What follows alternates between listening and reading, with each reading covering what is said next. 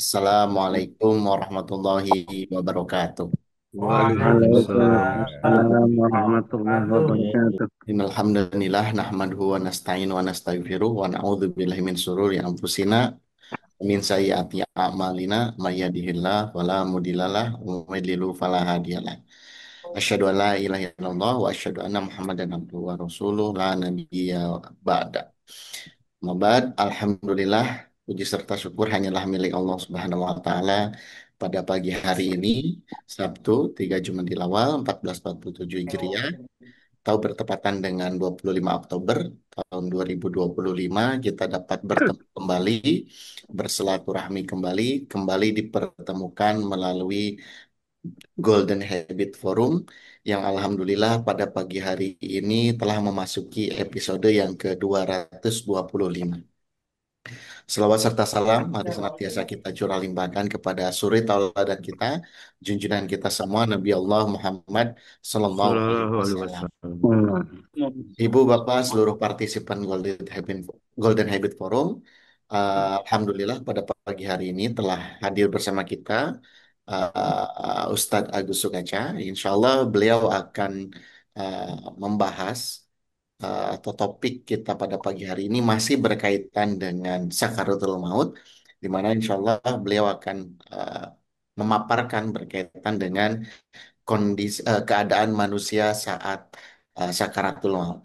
Ini merupakan apa topik lanjutan dari beberapa topik sebelumnya, karena sepertinya berbicara tentang sakaratul maut ini apa semakin banyak yang ingin kita ketahui, banyak misteri yang ingin kita apa namanya diskusikan, sehingga eh, topik ini menjadi apa namanya menarik untuk kita perbincangkan pada pagi hari ini. Baik Ibu Bapak sekalian, sebelum kita mulai kegiatan kajian kita, mari sama-sama kita buka Golden Habit Forum pagi hari ini dengan melafazkan basmalah bersama-sama. Bismillahirrahmanirrahim. Oke, untuk selanjutnya kami persilakan waktu dan tempat kepada Ustaz Agus Sukaca. Silakan. Assalamualaikum warahmatullahi wabarakatuh. Waalaikumsalam Waalaikumsalam warahmatullahi warahmatullahi wabarakatuh. wabarakatuh. Alhamdulillahirrabbilalamin. Assalatu wassalamu ala ashrafil anbiya'i wal mursalin. Muhammadin wa ala alihi wa sahbihi ajma'in. Amma ba'd, para jamaah partisipan Golden Habit Forum rahimakumullah. Tadi yang pertama ada di layar Prof. Partino, rupanya sudah menunggu sebelum dibuka. Kemudian disusul ada Pak Laude, Pak Sairi, dan lain-lain yang alhamdulillah ini cakupannya seperti biasa, ya, di seluruh pelosok Indonesia, ya. Papua, NTT, Sulawesi, Kalimantan, Jawa, Sumatera, sampai ke Semenanjung, Malaysia, ya, sudah hadir bersama-sama dengan kita. Dan kita masih melanjutkan topik yang sebenarnya sangat menarik karena itu akan kita alami bersama, topik tentang menjelang akhir kehidupan di dunia terkait dengan sakaratul maut. Dan yang menarik ini, Prof. Partino mempersiapkan untuk melakukan penelitian tentang bagaimana keadaan orang-orang yang mengalami sakaratul maut. Ya, Insya Allah nanti akan berkolaborasi dengan beberapa apa namanya peneliti dan kita akan jadikan sasaran utamanya adalah mereka yang berakhir hidupnya di rumah sakit Muhammadiyah. Nah, mudah-mudahan ini nanti akan menjadi sesuatu yang bermanfaat untuk terutama yang masih hidup, ya. Bagaimana bisa mempersiapkan sakaratul mautnya dengan baik sehingga bisa kembali kepada Allah dalam keridhaannya ya, dan ditempatkan di surganya. Dari ini hal yang penting ya. Jadi penelitian ini lebih ke arah bagaimana kebanyakan orang eh, mengalami sakaratul maut. Kalau kan presentasi awal dari Ustadz Rohyadi, pengalaman di Rumah Sakit Islam Jakarta, kan ternyata tidak banyak yang bisa ditalkin ya, untuk bisa mengucapkan la ilaha illallah. Padahal itu merupakan salah satu indikator husnul khotimah apa tidak, itu akhir kalamnya adalah la ilaha illallah. Bagaimana keadaan manusia di akhir hayatnya menurut Al-Quran dan Al-Hadis? Ya. Mantap Mbak Nur. Ya. Eh, ini ayat yang sebelumnya sudah kita bahas, ya, bahwa sakaratul maut itu adalah sebuah kepastian yang akan datang. Allah berfirman, wajaat sakratul maut bil haq, dalika ma kunta minhu tahid. Ya. Dan datanglah sakaratul maut dengan sebenar-benarnya, itulah yang dahulu hendak kamu hindari. Ayat ini menunjukkan bahwa sakaratul maut adalah pengalaman yang sangat berat dan nyata, pasti terjadi, tidak mungkin bisa dihindari oleh siapapun. Nah, proses pencabutan nyawa ini dijelaskan oleh Allah ya, di dalam Quran surah Az-Zumar ayat 42.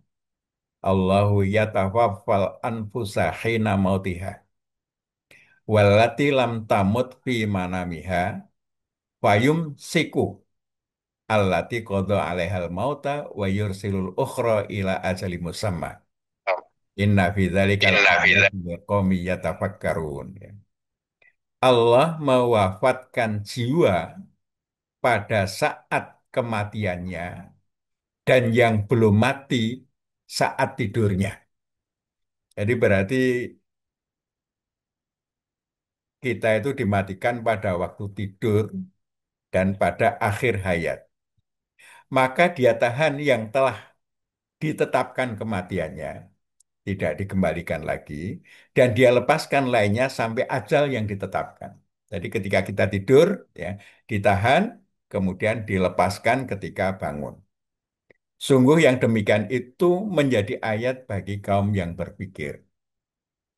Nah, ini termasuk motivasi kenapa harus diteliti. Ini bagian untuk mengeksplorasi ayat ini, bagaimana kejadiannya, terutama untuk memberikan petunjuk ya, bagi mereka yang masih hidup. Nah, pencabutan nyawa ini ada hadis Nabi, ya, saya bacakan terjemahnya saja. Ya. Apabila seorang hamba yang beriman akan meninggal dunia, dan para malaikat telah datang untuk mencabut nyawanya. Maka malaikat maut berkata, wahai jiwa yang tenang, keluarlah menuju ampunan dan keridhaan Allah. Maka keluarlah nyawa dengan mudah seperti tetesan air dari mulut kantong kulit. Namun, jika ia orang jahat, maka malaikat maut berkata, wahai jiwa yang buruk, keluarlah menuju kemurkaan dan kemarahan Allah. Maka nyawanya tersebar di seluruh tubuh dan sulit dicabut. Nah, Bapak Ibu sekalian, ini ada dua golongan. Mereka yang jiwanya tenang, nafsul mutmainnah. Pemilik nafsul mutmainnah ini tentu orang yang beriman, berakhlak baik. Dia akan memiliki nafsul mutmainnah. Maka keluarnya itu mudah. Sebaliknya, orang yang tidak baik, maka keluarnya susah. Ya. Digambarkan di dalam hadis ini, nyawanya tersebar ke seluruh tubuh. Ya. Dicabutnya sulit. Ini hadis riwayat Ahmad. Nah, ternyata juga berdasarkan hadis, ya, orang menjelang kematiannya itu diperlihatkan ke depannya itu mau di mana. Innal abda idza qubida Uria mak'adahu minal jannati awinar. Sesungguhnya seorang hamba ketika dicabut nyawanya diperlihatkan tempatnya di surga atau di neraka. Jadi kita dapat menggambarkan ya, orang yang mau meninggal, ada yang ketakutan, ada yang senyum, itu karena memang diperlihatkan ke depannya itu seperti apa. Mereka yang melihat surga gembira, senang, ya. Sehingga kita bisa melihat penglihatannya itu cerah, ya, cerah. Sementara yang diperlihatkan neraka, yang ada ketakutan, tidak bisa menghindar, maka wajahnya kemudian terlihat ketakutan. Nah, ketika dalam kondisi seperti ini, ditalkin juga susah. Nah, keadaan Muslim yang berakhlak baik itu dipanggil dengan sebutan ya ayyatuhan nafsul mutmainnah. Ya. Irji'i ila rabbiki radiyatan mardiyah fadkhuli fi ibadi wadkhuli jannah. Ulul jannati. Ini mereka yang baik. Ya. Saya mendengar dari Allah Yarham Pak Jarnawi, sebenarnya ketika Kiai Dahlan itu wafat, ya, itu muncul aura yang apa namanya, yang menyenangkan seperti bercahaya begitu, ya. Tetapi Pak Jarnawi bilang ini jangan dicerita-ceritakan. Tapi saya termasuk yang mendapat kabar yaitu bahwa peristiwanya begitu bagus, ya, sehingga apa cerah, dan kita melihat amalan yang dilakukan Kiai Dahlan itu dahsyat luar biasa.